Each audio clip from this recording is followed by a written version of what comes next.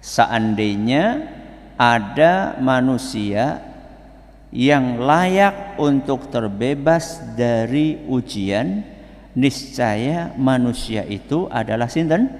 Rasulullah SAW. Kenapa demikian? Karena beliau manusia yang paling dicintai oleh Allah. Tapi ternyata Nabi kita Muhammad SAW pun mengalami banyak ujian. Dan salah satu ujian itu adalah kehilangan anak. Dan tidak tanggung-tanggung. Tidak tanggung-tanggung. Seluruh putra putri Nabi sallallahu alaihi wasallam meninggal dunia saat beliau masih hidup, kecuali satu saja. Sinten? Fatimah. Putra putri Nabi SAW berapa? 7. Berapa? 7. Yang laki-laki 3, yang perempuan 4. Yang 3 laki-laki adalah Al-Qasim, Abdullah, sama Ibrahim. Yang perempuan siapa aja? Zainab, Ruqayyah, Ummu Kulthum, Fatimah. Semuanya wafat ketika Nabi SAW masih hidup, kecuali satu, Fatimah. Berarti Nabi SAW gimana sedihnya. Dan yang laki-laki wafatnya semuanya ketika masih kecil.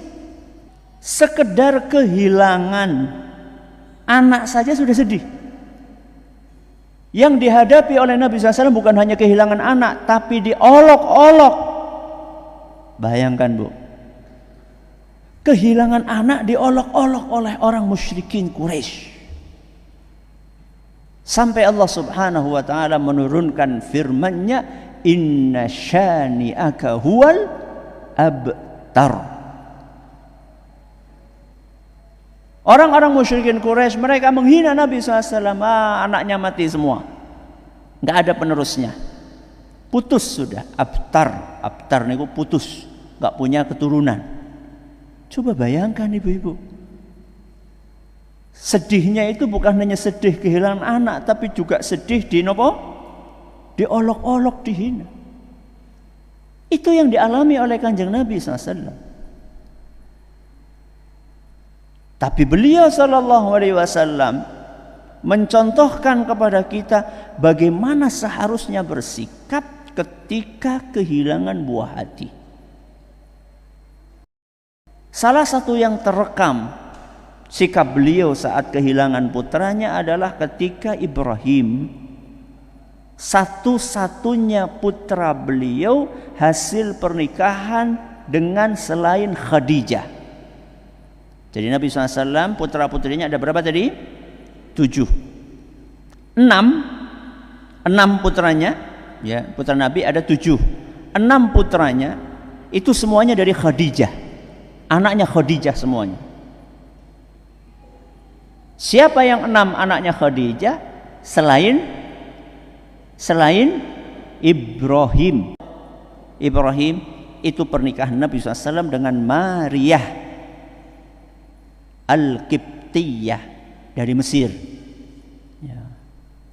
Nah, Anas bin Malik radhiyallahu anhu, sebagaimana yang kita tulis di makalah yang ibu-ibu pegang, itu bercerita tentang bagaimana sikap Nabi SAW ketika putranya yang bernama Ibrahim meninggal dunia.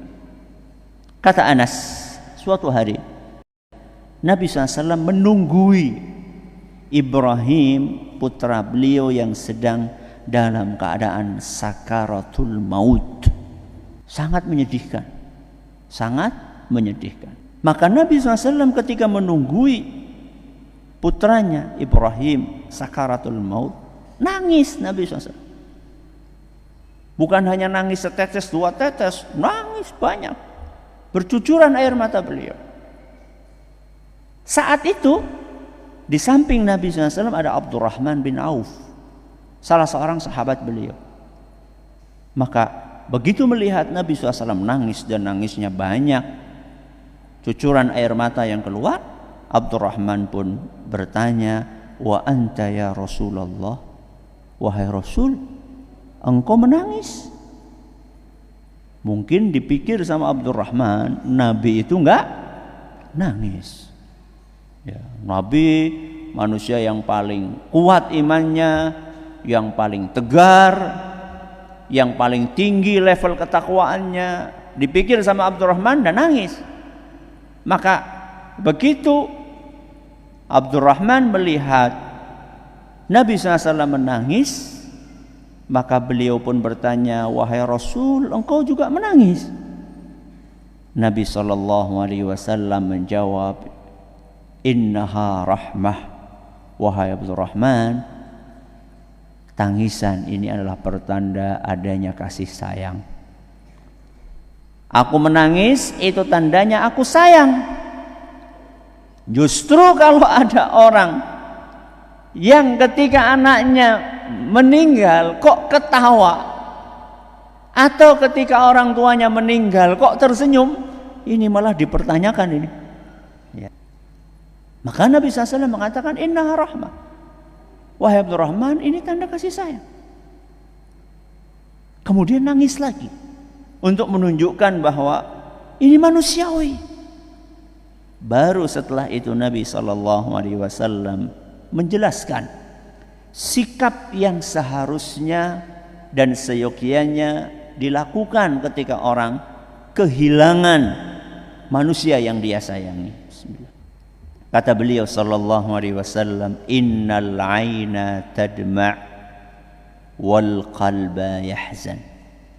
Mata boleh menangis, hati boleh bersedih. Kesedihan adanya di dalam hati, tapi terungkap dengan apa, Bu? Tangisan. Dan itu tidak apa-apa. Jenengan kehilangan ayah, kehilangan ibu, kehilangan anak, kehilangan motor, kehilangan rumah, kehilangan pekerjaan. Nangis boleh atau tidak? Boleh. Sedih boleh atau tidak? Boleh. Kenapa boleh? Manusiawi. Terus yang enggak boleh apa? Kata Nabi SAW, wala naqulu illa ma yarda rabbuna.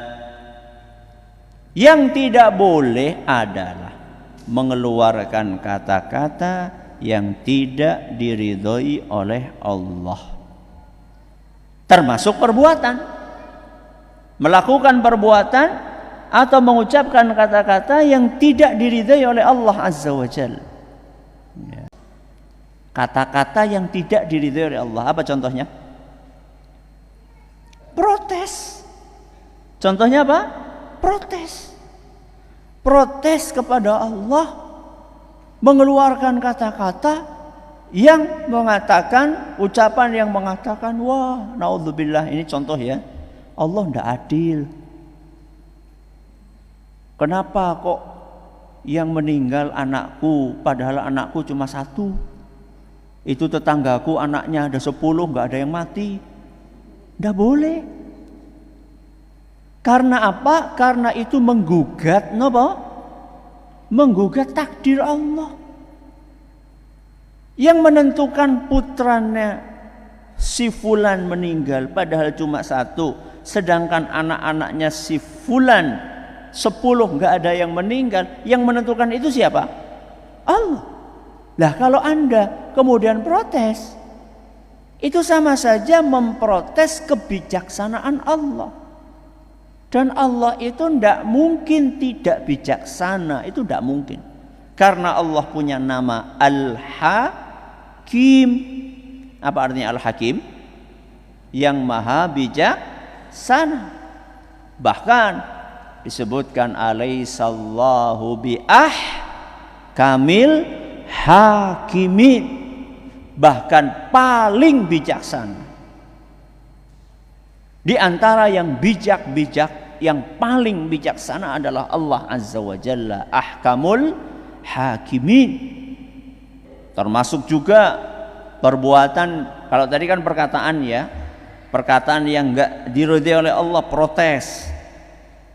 Terus di antara perbuatan, kalau tadi perkataan perbuatan yang tidak diridhai Allah, contohnya mukul-mukul, banting-banting, ya. Kalau zaman jahiliyah dahulu, menampar muka, ngerobek nopo baju. Ya, satu wilayah beda-beda. Ustaz nggak ngerobek baju kok, cuma banting-banting meja, pada baik. Nggak boleh. Ustaz nggak mukul-mukul muka kok, cuma banting-banting piring. Nggak boleh. Ya. Atau marah-marah kepada dokternya. Ya. Gimana sih, Dok? Apa dokter nggak sayang? Apa sengaja? Mana? Belas kasih mana katanya ahli dan seterusnya. Nggak boleh seperti itu. Jadi apa kesimpulannya? Sikap yang diambil, yang dicontoh oleh Nabi SAW ketika anak wafat adalah menangis boleh, sedih boleh, tidak boleh. Yang tidak boleh nopo? Mengeluarkan kata-kata yang enggak diridhai oleh Allah, melakukan perbuatan yang tidak diridhai oleh Allah Subhanahu wa ta'ala.